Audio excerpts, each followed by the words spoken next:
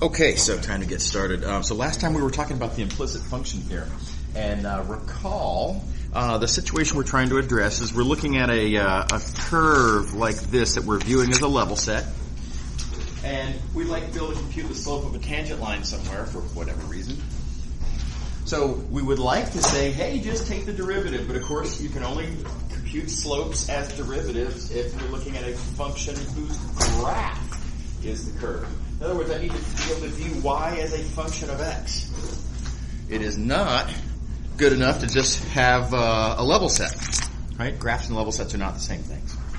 Okay, so there's a computational method that goes around that. Y'all saw that in the high school, but I bring up this concern that the high school method assumes that y actually is a function of x. And this is very much not always true, right? So if you just, use the old high school method, well, I shouldn't slander all high schools. What they showed me in high school, right, in my high school, if you just use that method, you might be writing stuff down that is meaningless nonsense as you write it, right? This is not good. We want to avoid that at all possible costs. Okay, so here's the way around it. Whatever point you're interested in. What we're worried about is that the curve might be wrapping under itself. Notice, if the curve is wrapping under itself, the tangent line is vertical. If the tangent line is vertical, that means that the gradient, which is always perpendicular to that, must be horizontal. And that would mean that this partial derivative would equal to 0. Right? So, if you have a problem like we do there, that implies that partial derivative is equal to 0. What we can do then is use this as a test. Anytime we take a partial derivative and we don't get 0, that means that this cannot be happening. This thing that would force the partial to be 0 can't happen if the partial is known to not be 0. Okay, so that's the big idea. That's what we're going to call the implicit function theorem. And note what it says is that if you're looking at a level set, and if you would like to view one of those input variables, y in this case, as a function of the other input variable, x in this case, right? Look at the partial with respect to y, confirm that it's not 0. And then, if so, then you're fine. Don't worry about it. Nothing's wrapping under anything, and you can go ahead and use implicit differentiation. Okay, so here's that in action. So we talked about this last time. I'm going to go very quickly through this. Here's the equation. Note we have here come on, eraser. We have here a function that's being set equal to a constant, right? So this function, that's my f. That's the function you take the y partial of. You get 8 at the point in question. That's not 0. Therefore, we're fine. No problem. Nothing's wrapping under anything. Y is indeed a function of x nearby that point. And then the same thing that we did in high school. Right? Implicit differentiation is totally. Okay. All right. By the way, you can do it the other way. I mean, if you want to look at a particular curve, a particular level set, and if you want to ask, is x a function of y instead of y being a function of x? Right? There's a very similar answer, and the way to keep it straight and to which way to go. Let's go back up here to the theorem. Looking at this statement of the theorem, whichever variable you want to view as a function. Right now, as the theorem is stated here, I want to view y as a function. Whichever variable you want to use as a function, that is the variable with respect to which you take the partial derivative. Right? If you want y to be a function, take the partial with respect to y. And likewise, if you want to test whether maybe or maybe not x might be a function of y, take the partial with respect to x. Everything goes through the same way. Okay, so let's talk about the multivariable version of this. There is a multivariable version of the theorem. I'm going to motivate it by coming down to this picture that I've got drawn.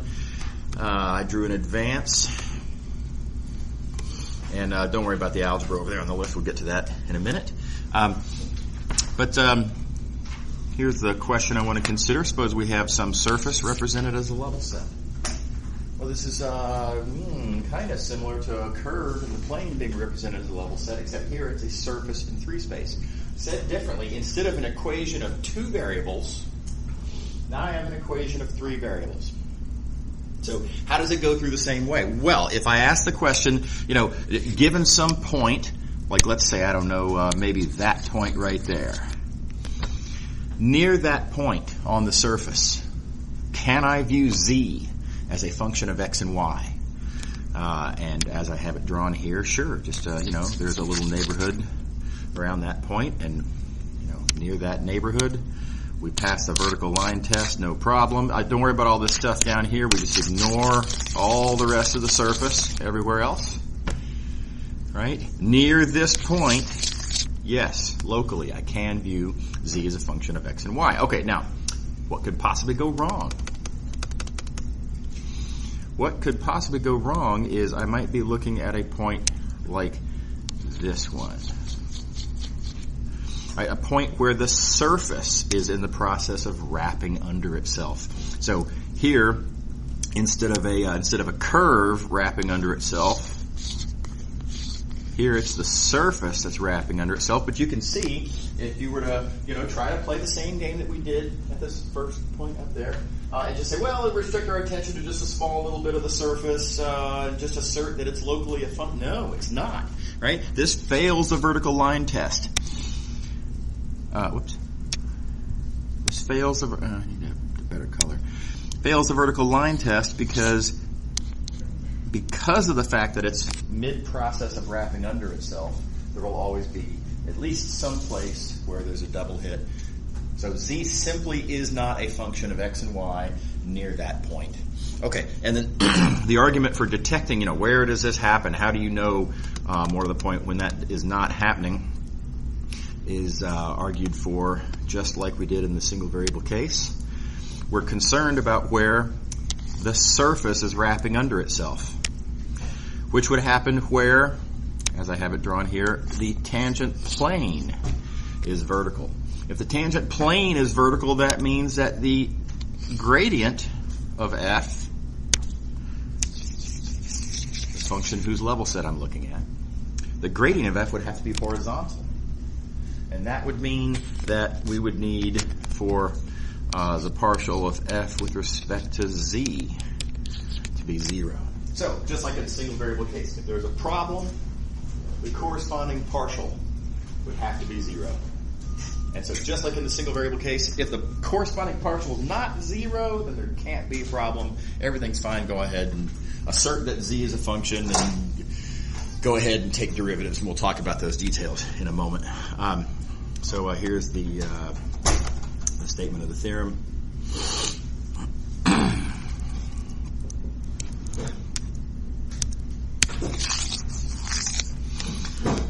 So you have an equation that you're viewing as representing a level set. Suppose that the partial with respect to the variable I'm calling y is not 0. If that partial is not 0, then that variable can be viewed as a function of the other variables. So same little memory trick. How do you know what do you take the partial with respect to? Whichever one you want to view as a function, that's what you take the partial derivative with respect to. Okay. Okay, so let's see an example. Here's a surface in the XYZ space. It's got an equation there. Not hard to check if that goes through this point, 1, 1, 1. On the other hand, it's hard to figure exactly what this surface looks like. And it's just really not clear, right? I mean, there's 4th powers and 6th powers. You could probably argue for yourself that it's probably kind of, sort of, vaguely sphere-like, but it is not a sphere, for sure, right? So exactly how it's curving, and maybe in a weird way, maybe there's a spot where it wraps under itself. Really not clear. So how do we decide? Now notice what the question asks: to find the slope of the tangent line to a certain cross-section of this surface, perpendicular to the y-axis, The fact that we're looking perpendicular, whoops, missed. The fact that we're looking perpendicular to the y-axis tells us that ideally what we're looking for is this partial derivative. We'd like to view z, height, as a function of x and y, and then say, look, I just want to move just in the x direction and take the partial to get the slope, because in the x direction, you're moving perpendicular to the y-axis. Okay, so I would like, ideally, to compute that partial derivative, partial of z with respect to x. Can I do that? Well, at this particular second, no, I can't just assert that z is a function of x and y. Maybe it's not. What if we have a Raplander problem? So step one is to establish that this thing that I'm claiming is a function, z here. I have to actually confirm that that is locally a function. So z is what I want to write as a function. So I need to compute the partial with respect to z. Everybody on board? Make sure to get that straight. There's a lot of students who will mess this up by saying, okay, well, look, what I want to compute is partial of z with respect to x. X is in the denominator. Shouldn't I be taking the partial of f with respect to x? No, absolutely not. It's got nothing to do at this moment of the actual partial derivative I'm computing. What I'm trying to do right now is establish whether this thing I'm taking the partial of is or is not a function. So z is the object in question here. X is irrelevant for this first part of the problem. Okay, so taking the partial with respect to z, easy formula. You take that point, plug it in, out comes not 0. 6. Doesn't really matter. The point is it's not 0. So being not 0, that establishes that z is a function of x and y, at least locally near that point. Okay. Everybody happy? Okay. And at this point, go ahead and start taking derivatives. Now there is you got to think through some details here. We can assert that that's what I'm interested in, but there is the question of how do I find this thing. Now notice in this example, yeah, I guess you probably could just solve for z. Just because I started us with an easy example, let's not take advantage of that and bypass what we're actually interested in, which is how the method works. So let's not solve for z here. Let's find the derivative by implicit differentiation. And here's what we do. Let's see, where's my equation? Here we go. We're going to take this equation. We're going to start taking derivatives of it, but we have to now be very careful to note what role which variables are taking. When this question began, we had 3 variables, and they were all playing the same role, x, y, and z. They're all input variables. They're now all playing different roles. So as we take this partial derivative, let me note what the roles are. We just agreed that z now is a function, right? And x is the variable with respect to which I want to take the derivative. Now let's talk about y. What role is y playing here? Well, let's see here. Okay, so we started off, we've now got z as a function of x and y. Sounds like y is a variable, but don't forget, we're now taking the partial with respect to x, which means all of the other input variables, namely y, are being treated as a constant. So, for the purposes of this calculation, y is a constant. Yep.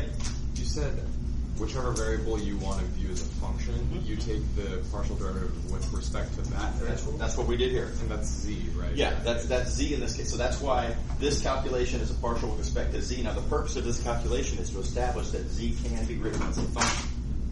We've done that. The answer was yes. Right. End of that story, right? So now that we have established that z is a function, we move on to a separate question. And I totally get the confusion. It is super confusing. Because here you're taking a partial with respect to z, here you're taking a partial with respect to x. Right. Seems confusing, right? But you guys got to remember we're asking different questions. This first question is, can I view z as a variable? The second question is, okay, great, z is a variable. I want to compute a certain partial derivative of it. And which one do I want? I want the x partial of it. Okay. So we take x partials. Yeah. Okay, so great question. So let's proceed now. Keeping in mind, cannot emphasize enough, you've got to think actively, right, about in the given problem that you're looking at, which roles are which variables playing. Right? It's different in every question. So here, x is a variable. So let's look at the first term here, x squared. Taking the derivative with respect to x, the derivative is 2x. Back here, let me go ahead and do some highlighting. This x squared, its derivative with respect to x is 2x. Easy one. What about y to the fourth? You're going to be tempted. You're going to feel this little voice in the back of your head that says 4y cubed. Right? Resist that voice. The derivative is 0 because y is a constant. Because we're taking a partial with respect to x. Everybody happy with that? Again, it's very important to keep in mind as you're going through this process what roles are being played by what variables are playing what roles. Okay. Lastly, looking at this term, z to the sixth. This is a chain rule problem because what we have, we're looking at z to the sixth. Z to the sixth is a function of z, but z is a function of x and y. There's a composition happening there. So we actually have to use the chain rule to take its derivative. Here's the partial with respect to z. Well, the derivative with respect to z of z to the sixth. But then you have to multiply by partial of z with respect to x, which, of course, we don't know. It's arguably bad, but it's actually really good because this thing that we don't know is now the only thing that we don't know in this equation. That gives us the opportunity to solve for it. Okay, so that gives you this equation. Solve for the object you're interested in. And you get this formula. And plug in the point that we're asked about. Let's see here. That point is up here. So 1, 1.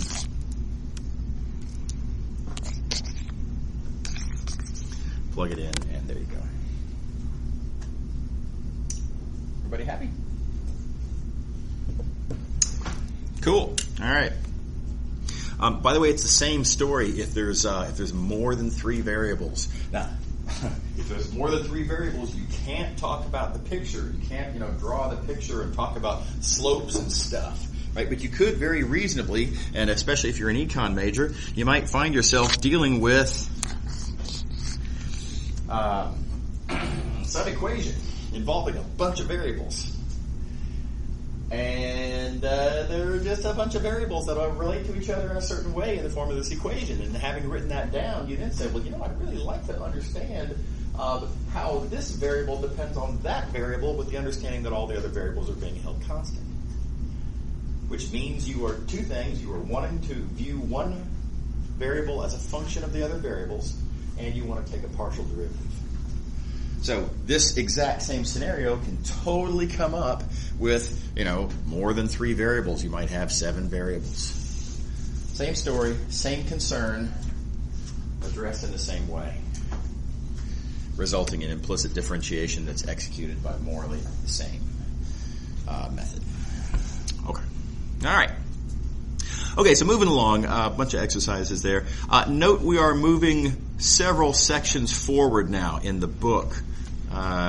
This is a choice that I like to make at this point in the course. The 3 topics that we're skipping. Excuse me. The three topics that we're skipping are topics in optimization. Optimization is very important. I'm not skipping it because it's unimportant. We are going to come back to it. We'll do all 3 of those sections at the end of the course. I'm skipping them because they are not part of the prerequisite trail of Chapter 6.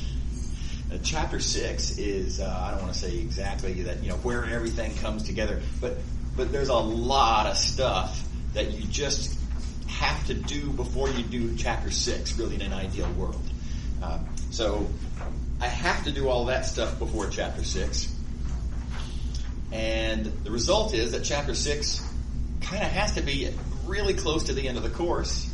And that creates the following problem. The problem is that Chapter 6 not only has the longest prerequisite trail, it's also kind of the hardest stuff in the course. It's very geometric and a bunch of ideas that all interconnect. And it's just so rough, especially in the summertime, to learn the last little bit of Chapter 6, on I don't know, I forget how the calendar works here, but let's say you learn the last bit of Chapter 6 on a Tuesday, and then have your final exam on Thursday. It's brutal, right? There's not enough time to really absorb those ideas and sink in, do some practice problems, and let them kind of mellow around in your mind and, settle in and get comfortable. So the way I avoid that is I've taken everything I can think of that's not prerequisite, critically prerequisite to Chapter 6, and I've pushed it to the very back of the course. That allows me to move Chapter 6 as early as possible in the schedule. And that will give you that extra time to digest the Chapter 6 stuff. There's just not very many topics that I can do this with, right? The optimization stuff that we just got through leaping over. That's really the only stuff that I can really put off until after Chapter 6 without causing problems. So anyway, that's why we're skipping that material for now. We will come back to it after Chapter 6. Okay, so I want to talk about integrals now. This is the next big thing. By the way, isn't it amazing? Seems like we just started this course. We're already in the second to last chapter. Time flies. Or said differently, we're moving really, really fast. Right? Okay, so I like to start this off with a discussion of single variable integrals. Y'all have probably noticed before I do something in multivariable, I like to talk about the single variable equivalent, right? And make the analogy as much as I reasonably can. So I want to talk about single variable integrals for a minute. There are some common misunderstandings about single variable integrals, and I know y'all have all had Calc 1, Calc 2. A lot of people misunderstand what integrals are in a very important way. And I want to talk about what that misunderstanding is and why it's important.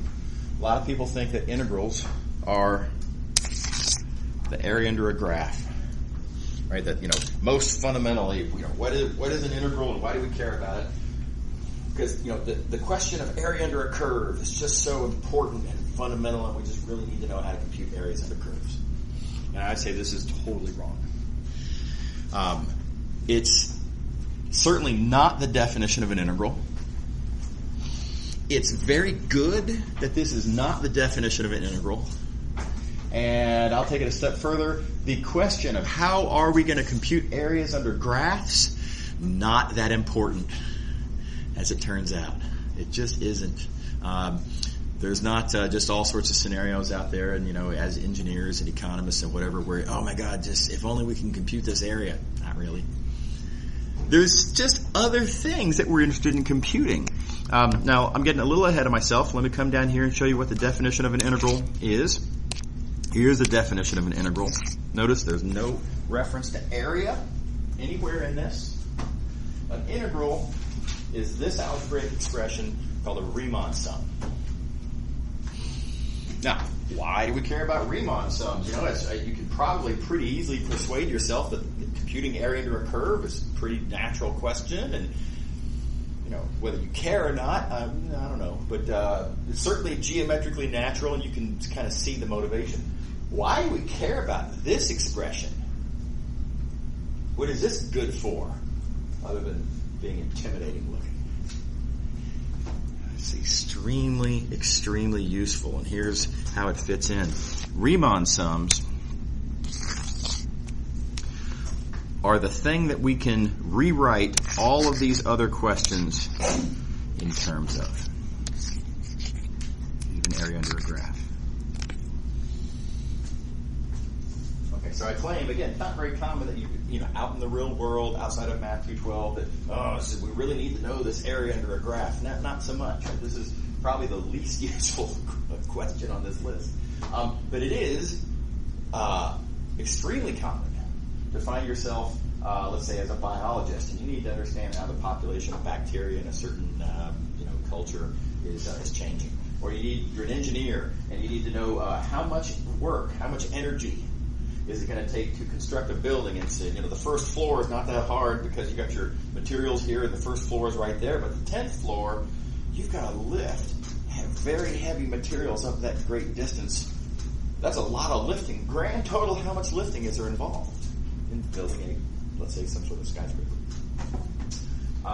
etc. Right? All these other real-world problems. And this is just, off the top of my head, this is a couple of quickies. Right? The way you address these problems is step one, you realize and you execute writing those down as a Riemann sum. We'll go through some details in a moment. But all the applications here that we do in calculus can be written as Riemann sums. The definition of an integral is as a Riemann sum, and so you can then evaluate those integrals. Namely, you can answer the questions by being able to evaluate integrals, and the fundamental theorem of calculus, of course, is the trick that lets us do that. Okay, so Riemann sums are critical because they're the only way to get from here to here. They're this unavoidable step that allows you to take a word problem and write it as algebra about which we have theorems. It's what gets us from a word problem into things that we can manipulate, right? Things about which it gets us into the world of math. So it's just extremely, extremely important for applications. And I think it's a common misunderstanding. A lot of students think that Riemann sums are just some sort of that's just mathematicians being upset about formalities. And it's just perfectly good to just fool you on Riemann sums and that. Look, if I need to compute, if I have some application problem, I'm just going to understand it as being an area and bypass Riemann sums entirely, and it makes no sense at all. If you're trying to construct a building, right? If you're trying to compute a certain amount of work, area under what? And how do you make this case? Right? It's really not clear how energy is equivalent to area. It's really not. And as you try to make that case, and you might be thinking, I did it in high school. Don't worry about it. I can do that. In fact, what you did in high school is a kind of a sloppy way of writing down a Riemann sum. Right? So at this point, you're not bypassing Riemann sums. You're doing that. At which point, the question comes up, why the little digression into area pointlessly? I mean, work, Riemann sum, boom, don't need area at all. Okay, all right, so anyway, I think this is an important thing to understand about single variable calculus. I think it's highly underappreciated. If this is not something you're comfortable with, if this seems weird, if you need to sort some ideas out, this would be a great thing to ask me about in office hours. So feel free. I encourage it. Right? The main thing that we need to talk about here in this context of single variable, this section on single variable calculus, is the punchline that integrals are Riemann sums. Okay, moving along. Here's a couple of examples. Now, obviously, area under a curve. This is the one that everybody knows, most familiar. Right? How to compute an area under a curve. And I like to point out that, here's a different application. Here's a metal rod of some sort, and it's built out of an alloy where, maybe as the rod was being poured into the mold, the alloy was sort of slowly changing, and there's more iron in the alloy on this side, there's more aluminum in the alloy on that side, so the density is not a constant. And, let's suppose density is a function of distance from the left edge, or as a function of this distance from the origin over here, and you wanted to compute the total mass. Well, an integral will totally do that. No area anywhere in the question. Okay. Y'all have done those kind of problems in Calc 1 classes. I want to point out that for all of these questions, there are 4 characteristics that the question satisfies that allows an integral to address it. We've got a domain, and we've got this function called an integrand, whose roles we'll talk about momentarily. Property number 2, the domain can be broken up into smaller pieces. So here we go. Here's the domain.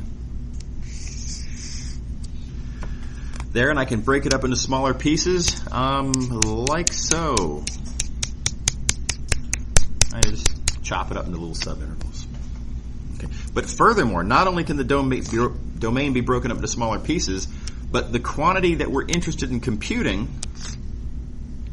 is actually a sum over those smaller pieces. Now, what do I mean by this? Let's take the mass question. If I'm interested in computing the total mass of this rod, it is in fact true, a characteristic of that question is that the total mass is the sum of the individual masses of the little pieces. When you take a metal thing and when you chop it up, the mass doesn't just spontaneously disappear. There's no spontaneous generation of mass by that slicing process. The mass is still the mass.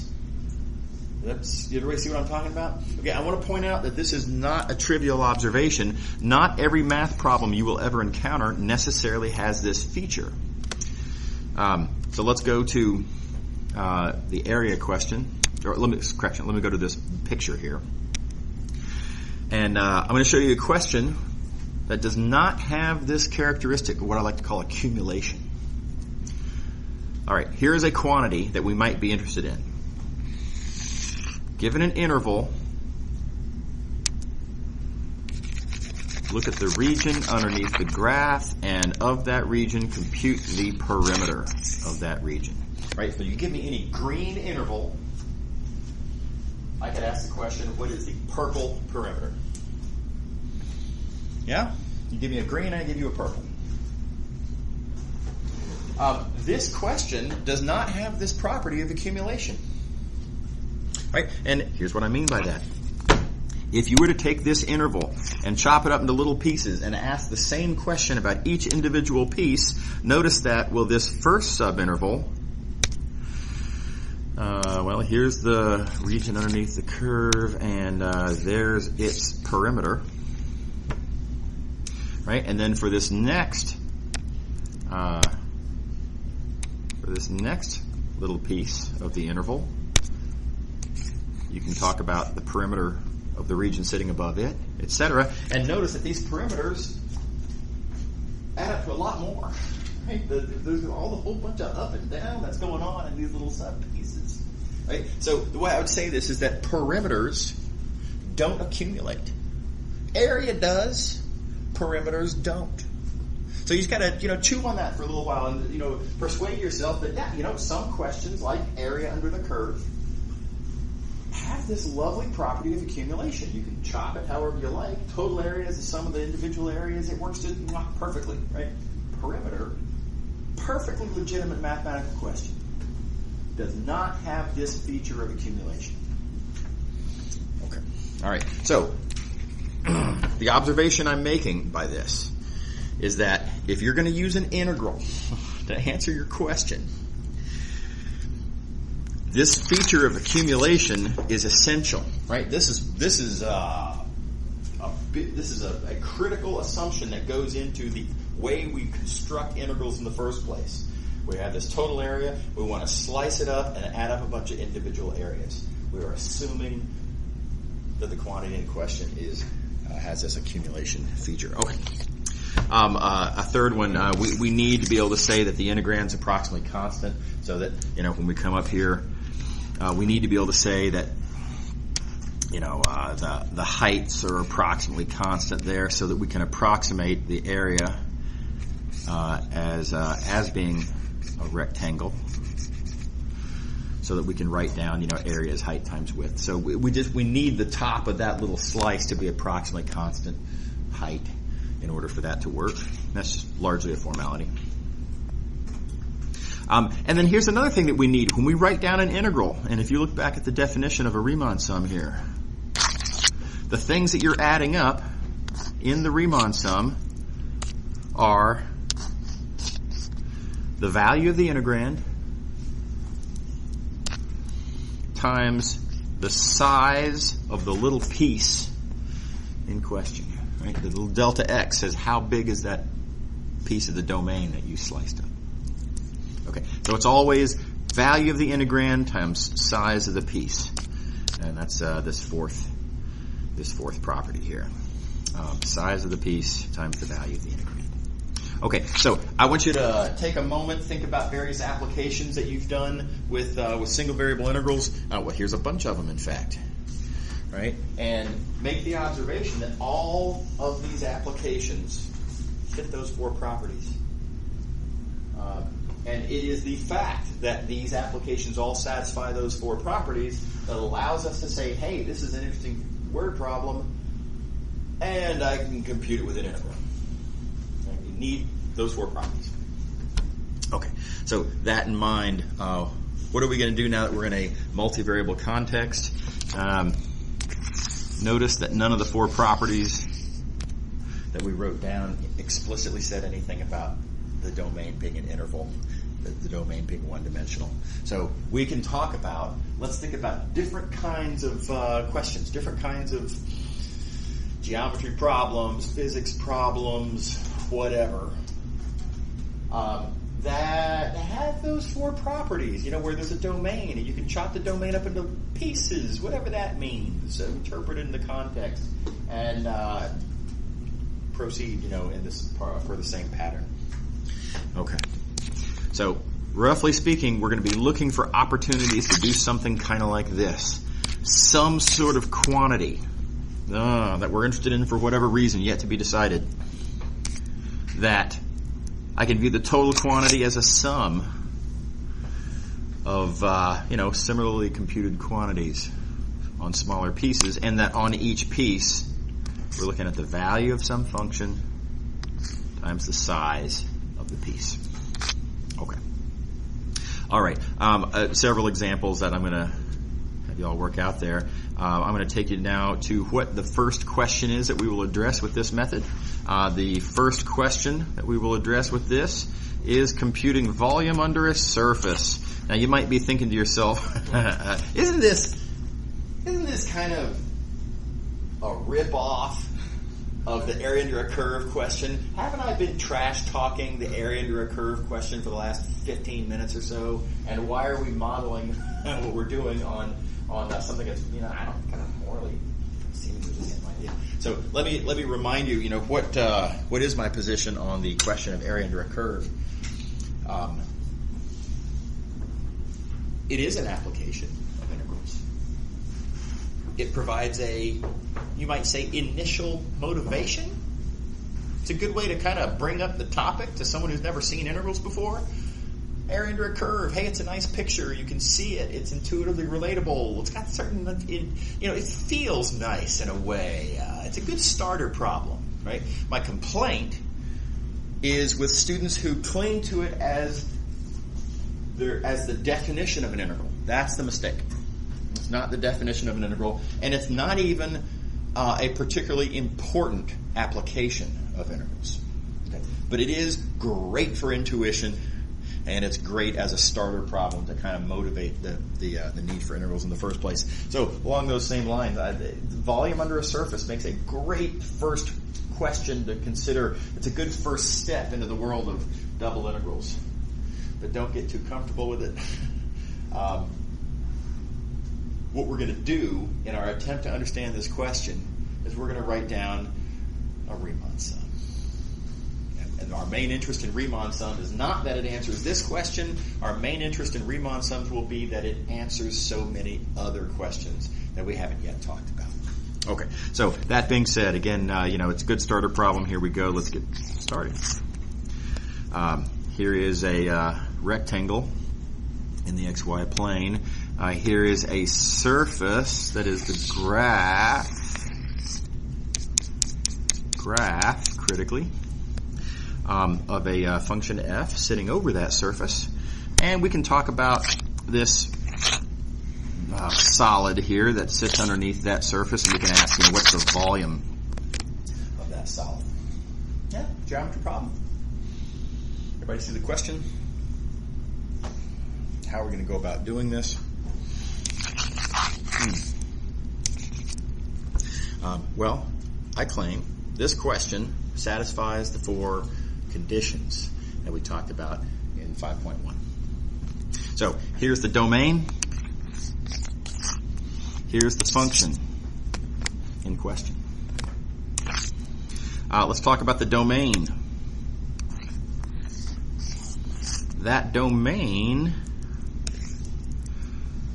can be broken up into little pieces. Now, let's think it through. It's not. I mean, if you take this domain and start breaking it up into pieces, those pieces are not going to be sub-intervals. They're going to be sub-rectangles. Because we're starting off with a rectangle. Okay? So, slicing that up into pieces is going to look more like this. We're going to take that rectangle, and we will slice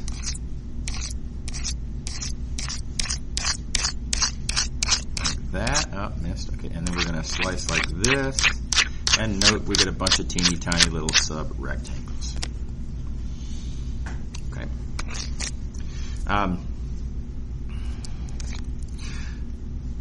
The integrand's approximately constant.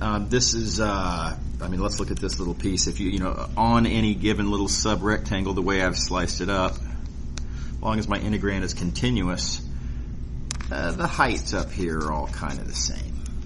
Not exactly, but they're approximately constant. So, again, this is kind of a formality. The reason I need these heights at all to be approximately constant, as you can probably see this coming, I'm going to compute the volume of this little twig, stick, French fry, whatever, right? By taking the area, multiplying by the height.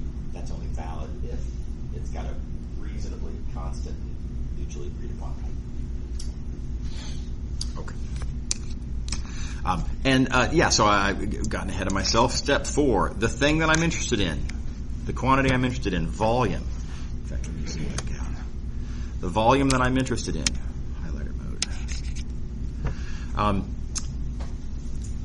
is a product, and it's a product of the size of the piece times the value of a certain function. In this case, what are we multiplying by area? What are we multiplying by the size of the piece down here? Well, we're multiplying height, which is the value of the function whose graph we're looking at.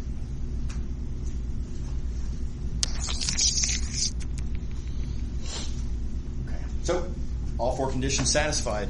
And so we can reasonably start writing down stuff like, where did it go?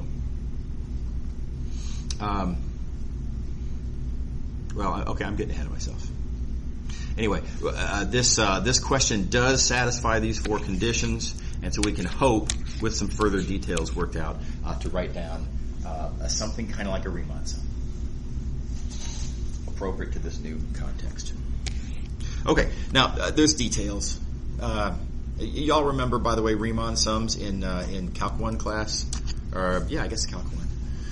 You remember how there's a lot of details and all that b minus a over n and xi is a plus I delta x and all there's so many little micro details and formulas you have to remember, and then computing the Riemann sums is super clunky. It's the same story here, but it's just details. Right, so don't get overwhelmed with the details. It's just there's just a few details. You have to recognize how the calculation works out, and note how it's analogous to Calc 1. And then proceed.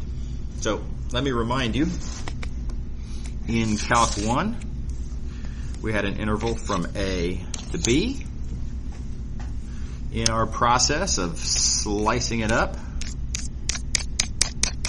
etc., right?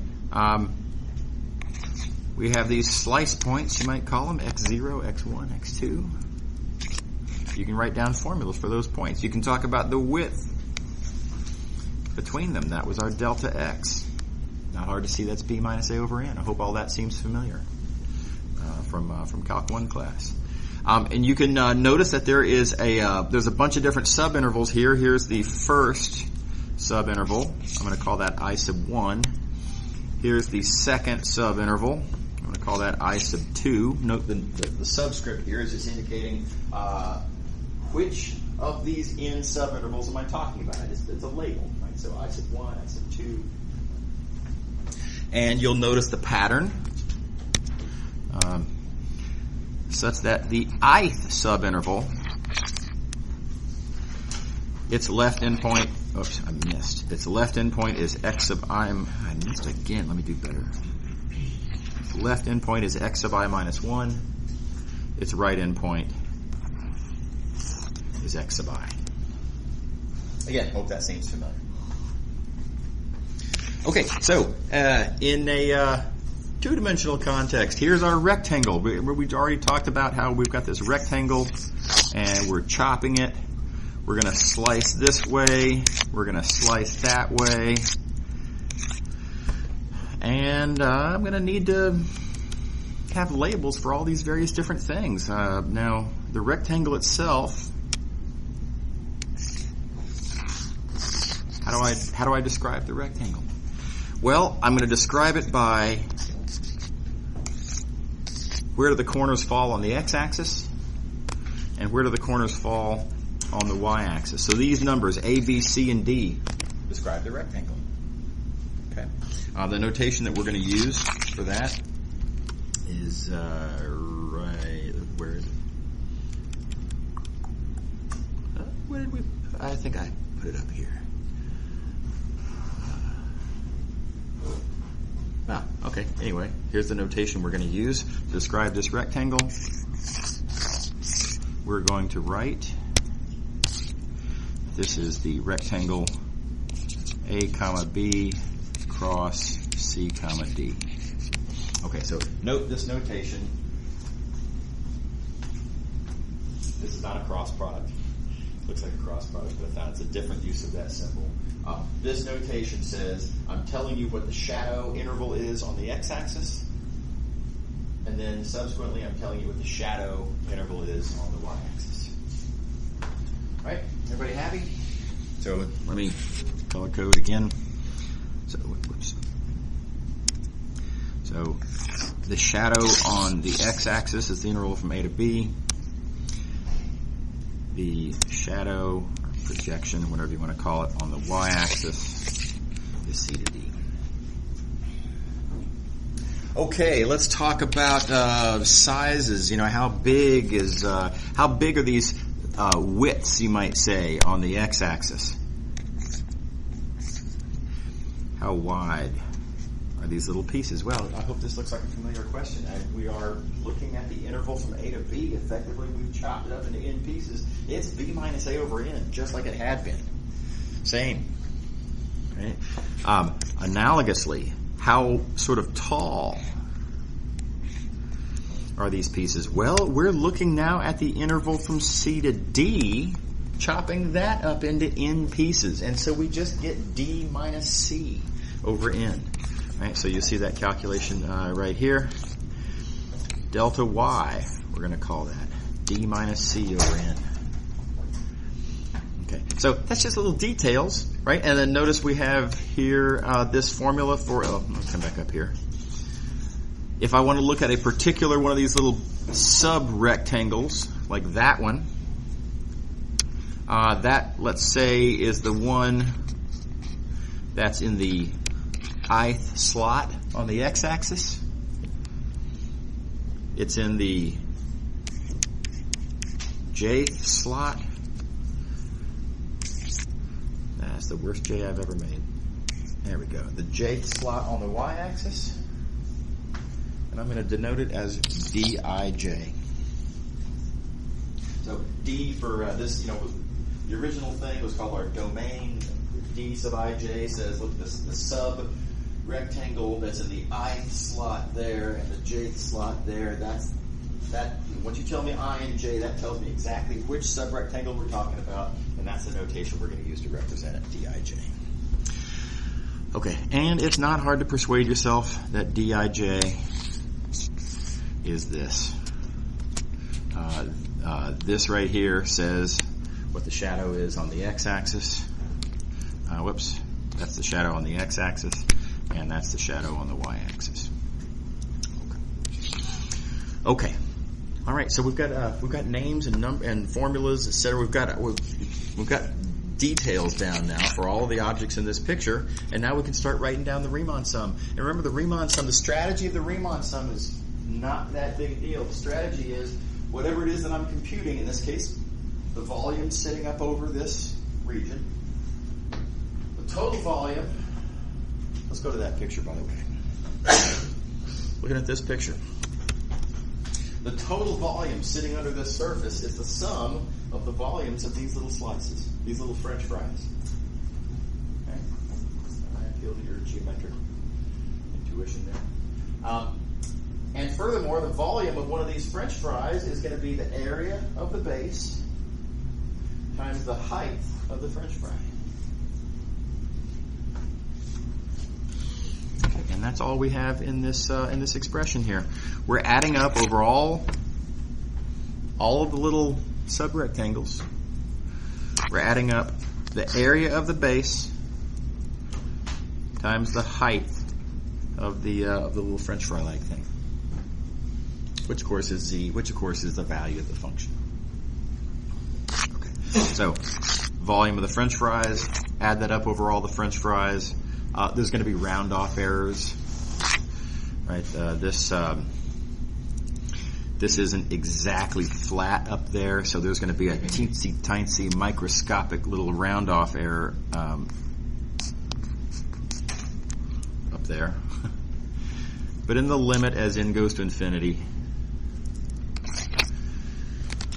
we expect for those round-off errors to go away, and they can be shown that for sufficiently nice functions, that's in fact true. Okay, so there you go. It's basically it's just a modification of the idea of a Riemann sum. It's the same concept. Chop it up, add it up, I like to call it. All right, we're taking our domain, chop it into little pieces on which the questions are easy, and then we're adding up all the resulting little micro answers together. Okay. Right, so a couple of observations. Don't forget to notice there are not simply n terms in this summation. If you have an interval that you slice into n pieces, then yeah, there's n pieces. Right? But here we have a rectangle, and we slice it n ways this way. But then we also slice it n ways that way. So that makes n squared little pieces. Now you can see this in the way the summation is written down. It's not just I goes from 1 to n, it's both I and j go from 1 to n. Thus the n squared different pieces. Okay. Next, what do we mean by size? Well, that's area. Size is area. And area is easily written down as delta x times delta y, right? Here's one of our little rectangular pieces. That's delta x. That's delta y. The area at delta A is just the product, width times height. Okay. All right. Now, what have we accomplished? One could argue that we've turned a geometry problem into a nasty algebra problem. Seemingly, therefore, not very much. And again, let me just remind you: why are we interested in this Riemann sum thing in the first place? It's not really because this is going to help us compute volumes under surfaces. I mean, that is actually useful in more occasions than the area question. But again, that's not our primary motivation. It just turns out that this expression is useful for computing lots and lots of other things. So think of the volume under a surface question as just being, hey, it's just a starter example. It's a way to maybe, if you want to think about, at least at the beginning, how to think about Riemann sums. But the Riemann sum is the object of interest. It's not that this is a necessary evil for answering the important question of volume. Wrong. Exactly wrong.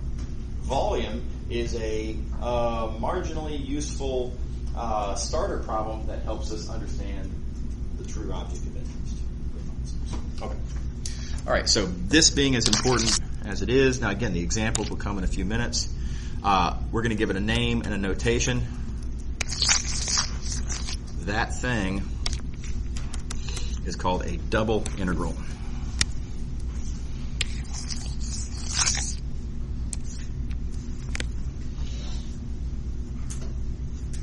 And it's a lot like what we wrote down in single variable calculus. And we had a Riemann sum. We use that to define a single variable integral. Here, highly analogous construction, so we're going to use a highly analogous name, integral, right? Well, I'm going to say double integral to distinguish it from, I mean, obviously this is not a single variable integral. It's a different context. We have a two-dimensional domain, after all. So there's corresponding notational differences that go along with that. But notice this dA here is just it's intended to be suggestive of the delta A. Okay. Putting f of xy there. Well, that's just letting you know what is this function, what is this thing f that for whatever reason we're multiplying by area to get the quantity we're interested in. So sure, in this case we're interested in volume, and so this is height. And then this, it's an integral symbol next to another integral symbol. That's how we indicate that we are doing a summation. This is a summation over this entire domain D. Thus, there's two indices, both I and J, right? And of course, okay. All right. So what I hope is that going forward, when y'all see this symbol or this notation here, I know unavoidably you're going to look at that and think, oh, it's a volume under a surface. I mean, after all, I did start with volume under a surface in the first example, right? But far more important than that, and what I hope you will try to nurture in your minds, is that when you see this symbol, you should think this. You should think this expression here, that it's a Riemann sum. And, geometrically, I guess it's kind of cute that you can think of it as volume. Okay, so let's see some examples.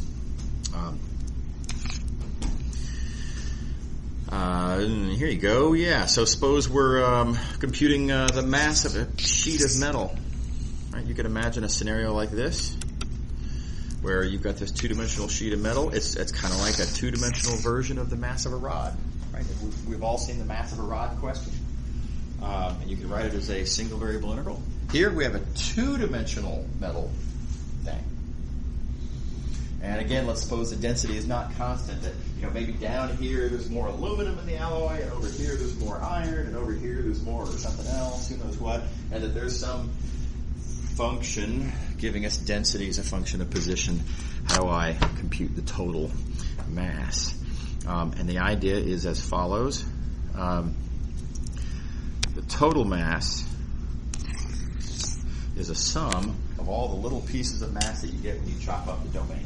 So there's that accumulation feature. Make the observation that if you're looking for the mass of a two-dimensional thing, the process of slicing and dicing it up doesn't change the mass.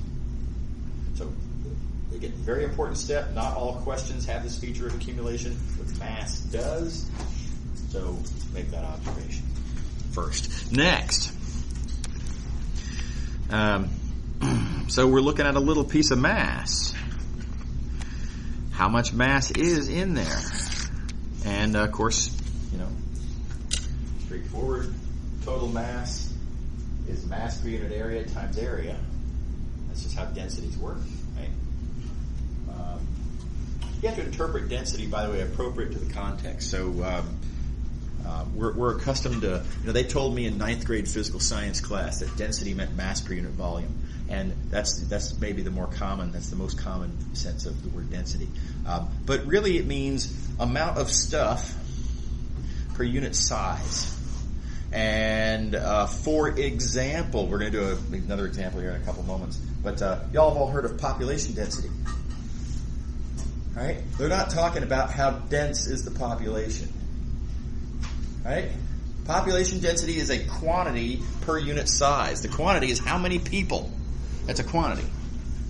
Per unit size, appropriate to that interpretation. We're talking about population density. People don't live up in the air most of the time.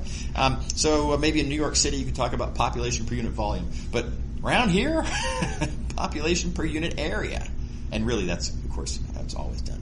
So people live over area. So it's not mass per unit volume, it's population per unit area. But all densities, we're going to see a lot of them in this class, all densities are stuff per unit size in some sense. So here we're talking about mass distributed over a sheet of metal two-dimensionally, and so mass per unit area. So simple formula for how to compute the mass on that little piece. It's mass per unit area times area. Notice that this is some function times the size of that piece, which is, again, one of our requirements. So some function times the size of that piece. And notice then that this is exactly this totally fits the definition of a Riemann sum, right? Therefore, this is a doublet. All right, now here's a notation. This is extremely common, super common. I encourage this, but I just want to make sure y'all understand what you're writing when you write this down. Instead of using, whoops, I keep forgetting that it won't let me do that. Instead of writing everything in Riemann sum notation and then saying, oh yeah, by the way, we have a shorthand for that, and we have a way of expressing that, and we have this little convenience for writing that.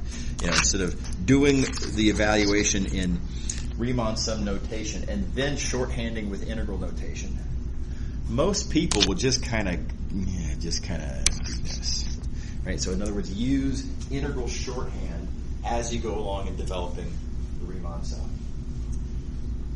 These are still Riemann sums. It's just that they're written with the convenient shorthand. This is fine. I encourage that, right? But just make sure you're clear on what you're writing. Okay, when you write this, what you're indicating with a shorthand is that dm is representing the mass of a little piece of area, and you're going to take a limit as it goes to infinity, and the area gets smaller and smaller. So this is a shorthand. It does not represent a change in the m. It does not represent a width on the m-axis. There's no m-axis in this question, right? So just realize this is just a shorthand for the Riemann sum. When you write this, what you're really saying is this. Okay. All right. Is that no? Okay. All right. Yeah. Just check it. Okay, here's another application. Suppose here again, population density. We were talking about that a minute ago. You're given the population density in the state of Colorado, which very conveniently is, let's call it a rectangle-ish, right? For purposes of this question. You're given the population in the units of thousands of people per square mile. Let's do thousands of people per square mile. Trouble highlighting exactly. Here we go. And suppose we're interested in computing the total population of the state. Well, population is an accumulating quantity, right? The total population of Colorado is the sum of the populations of all the counties in Colorado, right? It's not like, oh yeah, but if you add it up by county, then all of a sudden there's just a bunch more people. It's not how it works. The population has this accumulation feature. Okay. And on each little piece of area, here's how you compute how many people there are in there. People per unit area. Don't forget, it's given in thousands of people per unit area. Multiply by area. And so we have a Riemann sum. That Riemann sum we can write as an integral. And of course that entire integral, this entire integral I could have written more conveniently just by developing the Riemann sum using integral notation. Okay, last example I'm going to show you before we go on to the next section. Says, and this is not my best drawing in the diagram. We've got a pipe here. We will eventually talk about what happens when the pipe is not a rectangular cross section, but for the moment we've only defined integrals on rectangular cross sections. I really should have drawn this cross section as a rectangle let's not focus on that for the purposes of this discussion. So here's the thing. So we've got this pipe, and there's a fluid, let's say water, flowing through the pipe. But you would think, perhaps, that water just flows through, pretty much uniformly, but it doesn't. That's not how water flows, right? Water flows with different velocities at different points in the cross-section. So near the edge, it's not flowing as fast. The further you get away from the edge, it's flowing faster. So kind of like that. So let's suppose at any given point in the pipe, let's say at that point right there, let's suppose you know what the velocity is at that point. Velocity is a function of x and y, telling you where, in terms of coordinates, where you are in the cross section of the pipe. What's the total throughput of the pipe? Right? If you know the velocity at every point and it's different everywhere, I need to know how many cubic feet per minute of water are coming out of the other end of this pipe. Okay. All right. Well, I claim that we have an integral here. And let me break it down for you. So we have, first of all, again, I'm going to make a rectangular cross section here just to have a reasonable picture. Let's imagine that this rectangular cross section was a kind of a grate.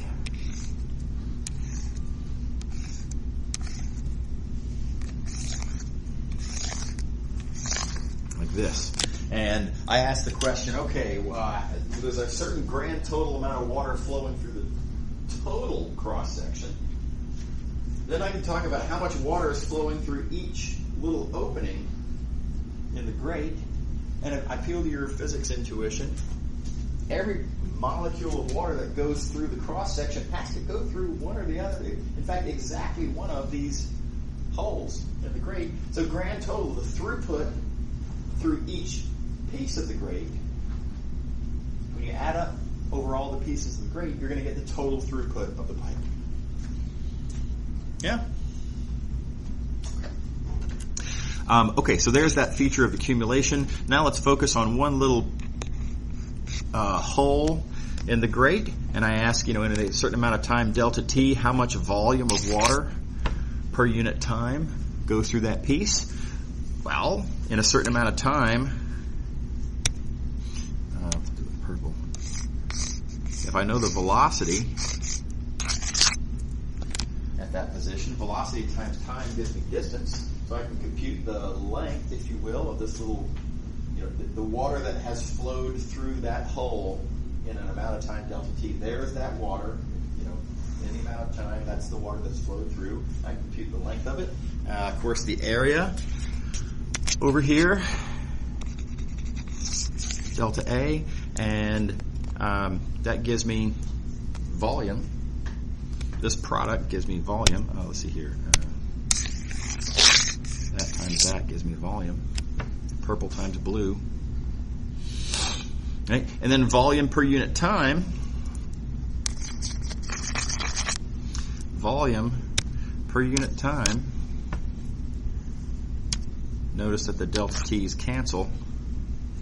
And we get our total throughput rate, delta F, is this. Now, this calculation that goes into where this formula came from is not immediately obvious at a glance that this is going to work out to be this formula. But it's a nice little fact to remember, by the way, that the throughput of fluid through that pipe is velocity times cross-sectional area. Nice little fact to remember. But here's what's really important about this. The thing that we're interested in computing as required is some function times size. That's the punchline here. So the point is, if we're going to use an integral to compute this, we needed on each little piece to get flow rate equals some function times size. And we did. That some function happens to be velocity. And so we get double integral of velocity gives us the throughput rate. Okay. All right, so there's a lot that happens in this section, section 5.2. We've defined double integrals. We define double integrals as a kind of a rip-off of the idea of single variable integrals, right? Yes, I confess we use geometry to motivate these things. Sort of a starter, first step in integrals is to think about geometry problems like area under a curve, volume under a surface, right? But why do we really care about integrals? Why do we really care about Riemann sums? It's so we can answer questions like this. How much mass is there in a given thing? A two-dimensional region, Well, integral, because I can compute it with a Riemann sum. This is the kind of stuff we really care about. Let me rephrase it. This is the kind of stuff y'all really care about. Very few math majors, I think, in the room, right? So, engineers, economists, less interested in area and more interested in stuff, like money, risk, profit, efficiency, mass. These are the kinds of objects y'all are more interested in. Riemann sums, computer.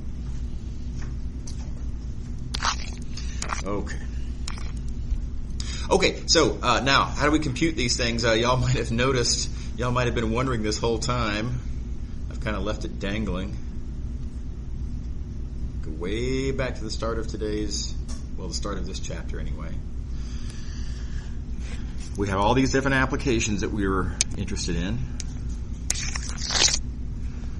Right? We talked about how they relate to Riemann sums and how that's the point of Riemann sums, that Riemann sums allow us to address all these different kinds of applications. We've now got a new two-dimensional version of what is a Riemann sum.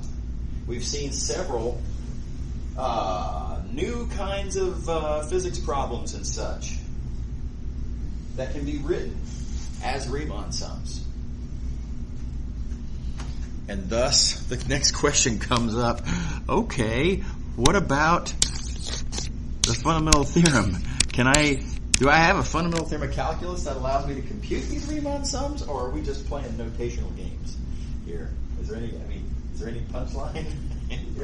If all I can do is take questions and write them as, I can take word problem questions and write them as nasty algebra questions, have I really accomplished anything, right? Until we can compute these things, it's all just pencil scratches. Okay. All right, so how do we compute, do we have a kind of a fundamental theorem of calculus-like thing that will allow us to actually get an answer that we can work with? And the answer is kind of. Whoops. Yeah, here we go. So, how can we compute these things? Do we have a fundamental theorem of calculus for these questions? And not really. But there is a way to compute these things. It's just not quite as slick as the fundamental theorem of calculus. I'm going to try to motivate the answer. I'm not going to give you a rigorous proof of the result that I'm going to give you, but I want y'all to have some intuition for where this result comes from. So I am going to give you a point of view on it, and that is that we're going to go back to the volume question that, again, I know I keep kind of poo-pooing and then relying on. But again, this is all, in sort of first steps, first time through, it's very helpful, and then subsequently it's not very helpful, right? So we are in that first stage right now. So we're going to consider this question again. Here it is. We've got this, we're looking at a graph, right? Graph of a function. This surface, we want to compute the volume underneath that graph. And I'm just going to answer that question in a different way. There's a different way to compute this volume. And that is to view it as a single variable calculus problem. You all have actually done something kind of like this before, but I suggest that I can write this total volume as an integral from a to b of some function called cross-sectional area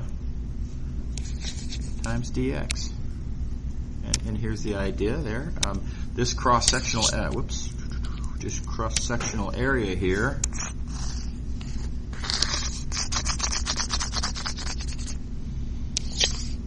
right? If I multiply by dx being that little width, you know, how big is this little subinterval on the x-axis translates to how thick is this little slice of this weird little loaf of bread that we're trying to compute the volume of, right?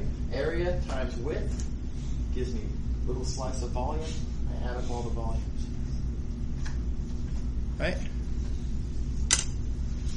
Now, I claim you all have seen something like this before. When it happened was when you were computing in Calc 1, or Calc 1, Calc 2, probably Calc 2, I suppose. But the volumes of rotation, y'all remember volumes of rotation? You take an area and you rotate it around and you say, okay, well, this volume, if I look at a slice, and you talk about the area and you multiply by the thickness and you make an argument kind of like this. The only difference is in the Calc 2 example, this area was a disk for which we know the area. We know a formula, right? Pi r squared. We could proceed with that in mind, right? Here, yeah, cross-sectional area, whatever that is, but we don't have this is not a, barnyard variety geometric shape, like a disk or a washer. And so where we're going to go next time, I see we're out of time, is we're going to figure out how to compute this area. That's going to give us an alternative way to compute volume. And the really good punchline is it's going to give us an alternative way to compute double intervals. So more on that later. See y'all tomorrow.